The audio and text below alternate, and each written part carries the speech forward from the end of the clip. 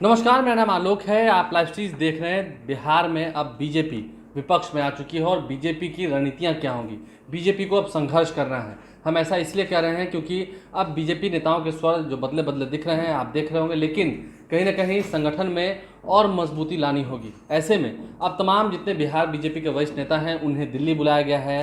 केंद्रीय नेतृत्व अब सबसे 1-to-1 करके बात कर सकता है। जितने कोर कमेटी के सदस्य हैं उन्हें भी दिल्ली बुलाया गया है। कल दिल्ली में बिहार बीजेपी के नेताओं के साथ बड़ी बैठक होनी है। इस वक्त की जो बड़ी खबर निकल के आ रही है, तमाम जितने बीजेपी के वरिष्ठ नेता हैं उन्हें दिल्ली बुला लिया गया है। चाहे वो बीजेपी के प्रदेश अध्यक्ष संजय जायसवाल हों, शाहनवाज हुसैन हों, बिहार के पूर्व मुख्यमंत्री तारकिशोर प्रसाद हों, नवल किशोर यादव हों, इन तमाम नेताओं को दिल्ली बुलाया गया है और अब बीजेपी की कोर कमेटी की बैठक होनी है।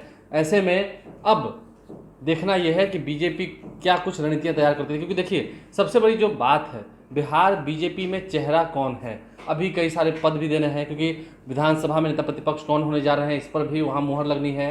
बिहार विधान परिषद में भी नेता प्रतिपक्ष कौन होने जा रहे हैं इस पर भी वहाँ मुहर लगनी है।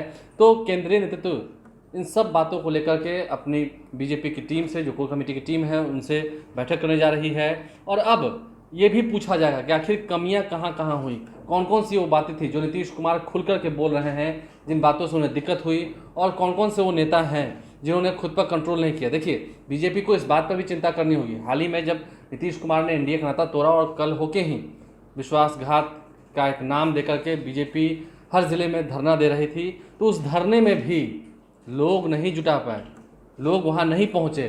कहीं 50 तो कहीं 25, मतलब आंकड़ा 100 से नीचे रहा। आप सोच सकते हैं बीजेपी जो कि देश की सबसे बड़ी पार्टी है, उनके धरना प्रदर्शन में 100 से भी कम व्यक्ति पहुंच रहे हैं, तो फिर इसका प्रभाव कितना होने वाला है आने वाले समय में। वहीं दूसरी ओर बिहार में अब चाचा भतीजा की सरकार है, JDU plus RJD plus Congress की सरकार है, कैबिनेट का विस्तार भी जल्द होना है।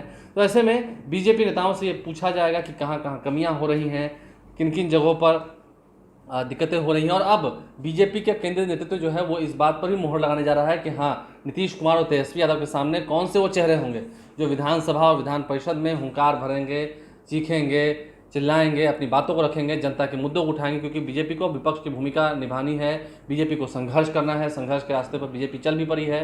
कितने हद तक आगे सफलता मिलती है ये तो खैर भविष्य के घर में छुपा हुआ है, लेकिन फिलहाल बीजेपी के तमाम जितने बड़े नेता हैं उन्हें दिल्ली बुला लिया गया है। दिल्ली में बड़ी बैठक होनी है कल, और उम्मीद है आज देर शाम के बाद तमाम जितने नेता हैं वो दिल्ली के लिए रवाना होंगे।